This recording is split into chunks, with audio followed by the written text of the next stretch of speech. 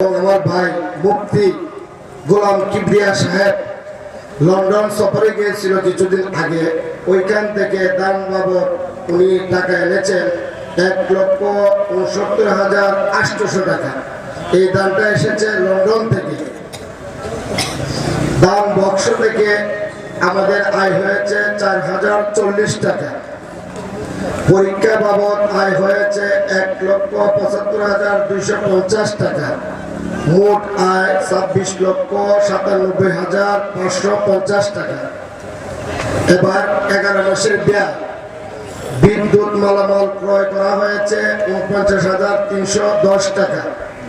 উস্তাদগণের বেতন বাবদ 11,53,465 টাকা। বিদ্যুৎ বিল 94,608 টাকা। ঋণ আদায় বাবদ 2,95,240 টাকা।